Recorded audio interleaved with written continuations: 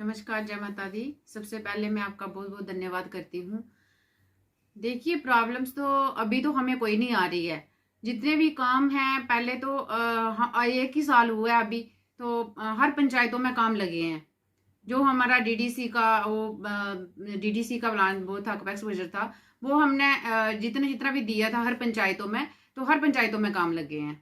तो अभी तो प्रॉब्लम तो कोई नहीं आ रही है। वैसे हमारी जो काइंडली पंचायत है वहाँ पे स्टेडियम बन रहा है, वो डीसी साहब भी वहाँ पे गए हुए थे।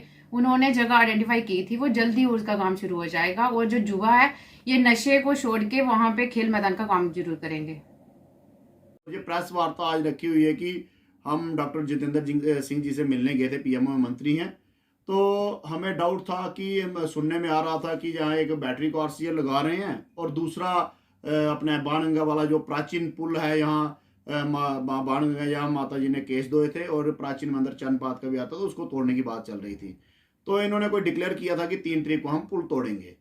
तो उसको लेके हमने डॉक्टर साहब से बात की थी। तो डॉक्टर साहब ने सीओ साहब को फ़ोन भी किया था कि ये मेरे पास ऐसे डेलीगेशन आया है कटरा से, तो आप इनसे मिलें और बात करें। और सीओ साहब को कहा और फिर हमने सीओ साहब से अप्रोच की, लेकिन सीओ साहब किसी वजह से व्यस्त थे, बीच में दिल्ली भी चले गए थे।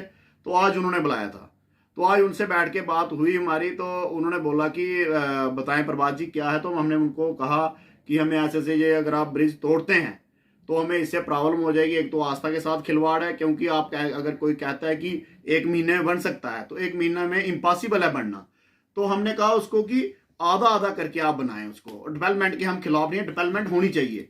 तो उन्होंने कहा कि आप बताएं कैसे बन सकता है। तो हमने उनको राय दी है कि एज इट इज जैसे वो ब्रिज बना हुआ है, एक तो पहले हमने कहा कि आधा आधा करके बनाएं। फिर हमने कहा कि अगर आप उसको बनाना ही चाहते हैं तो वैसे भी अगर आप उसको तोड़ते हैं, उसमें सरिया या जो कंक्रीट वो तो वेस्टेज है, आप उसके ऊपर ही गार्डले वगैरह डाल के, सरिया डाल के उसके ऊपर आप लैंडर डालें और नीचे आप अच्छे मजबूती से पिलर दें। तो उन्होंने कहा बिल्कुल श्योर किया। उन्होंने कहा कि हम ऐसे ही उसको वो करेंगे, जब भी करेंगे ऐसे ही होगा। तो दूसरा हमने जब बैटरी कार की बात की तो उन्होंने कहा पहले हमारा प्रोग्राम था, अब कोई ऐसी प्रोग्राम नहीं है। जब भी हम बैटरी कार चलाएंगे तो आपके साथ बैठ के डिस्कस करके। तो हमने उनको 1-2 ऑप्शन भी दिए कि कैसे आप करें, तो उन्होंने एक्सेप्ट भी किए कि चलो हम देखेंगे प्लान कैसे क्या बनता है। तो इसमें हम उनसे जो नीचे डिप्टी सीईओ हैं उनसे भी हम मिले हैं, उनसे भी हमने बातचीत की। तो उन्होंने भी यही कहा कि हम आके देखेंगे कैसे क्या हो सकता है। मेरे साथ पूरी क्लियर बातें हुई थी कि हमें कहा गया था श्राइन बोर्ड की तरफ से यो वहाँ स्टॉप है। अभी सीओ साहब भी मुझे कह रहे थे कि भाई साहब उसका नाम बताएं जिसने आपको ये कह दिया। तो मैंने कहा भाई साहब आप आईएएस अफसर हैं और एक छोटा मुलाजिम या कोई भी है, हम किसी की अगर रोजी रोटी लगा नहीं सकते हैं तो बिगाड़ने की वो हम सोचेंगे भी नहीं। तो मैंने उनको वो ऐसा कुछ कहा नहीं, लेकिन हमारी बात हुई थी। उन्होंने कहा था, जैसे मैंने उनका धन्यवाद भी किया सीओ साहब का, जैसे वो रेन वाटर जो गंदा पानी जो नालियों का जो गंगा में आके मिल रहा था, तो मैंने उनको बताया कि यहाँ से लोग गंगा जल भर के लेके जाते थे, माता ने यहाँ पे केस धोए हैं। तो मैंने उनका धन्यवाद भी किया। सीओ साहब बहुत अच्छा काम कर रहे हैं, इस चीज के हम बिल्कुल खिलाफ नहीं है। लेकिन देखो, अगर ब्रिज टूटता है, जब हमें पता चला ब्रिज टूटता है, तो वहां एक तो आस्था के साथ खिलवाड़ होता है, दूसरा वहां 1600-1700 शॉप्स हैं और वहां उस पंचायत का मैं पंच भी हूं और युवा मोर्चा बीजेपी जो युवा विंग से मैं युवा अध्यक्ष भी हूं जिला का। तो मुझे सारी चीजें वहां देखनी पड़ती हैं और प्राचीन मंदिर चंदपात का मैं अध्यक्ष भी हूं।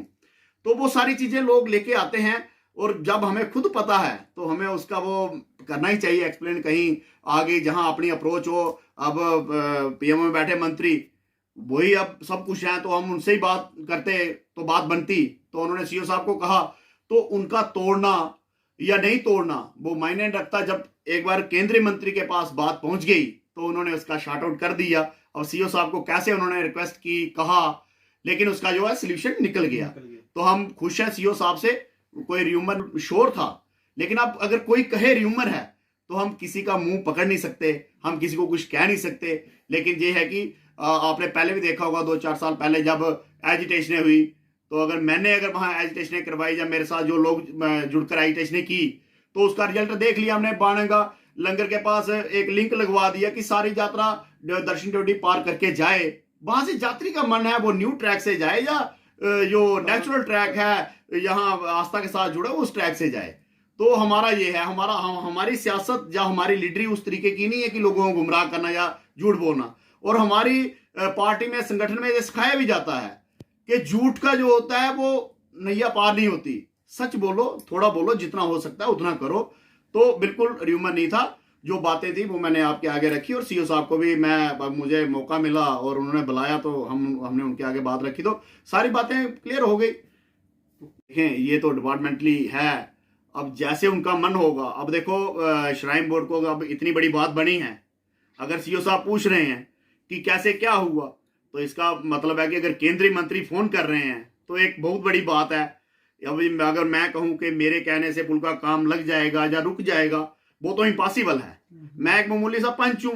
पंच होता क्या है? मैं तो मतलब कि मुझे पता है ना पंच क्या है।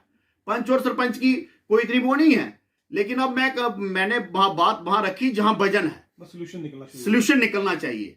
सबकी रोजी रोटी का सवाल है। अब मेरे साथ रमन जी गए थे, उनकी कम से कम 80 के 85 शॉप्स हैं, बड़े बड़े शोरूम्स हैं। विक्रम जी गए थे, 150 दुकान है इनकी। अब सारे हमने बैठक की थी लोगों के साथ, जैसे हमारे और भी कुछ लोग हैं, सबके साथ हमने बैठक करके फिर हमने डॉक्टर साहब से बात रखी कि ये आने वाले दिनों में ये प्रॉब्लम आएगी, तो सबने कहा नहीं, ये मतलब बात करनी चाहिए, हल निकलना चाहिए।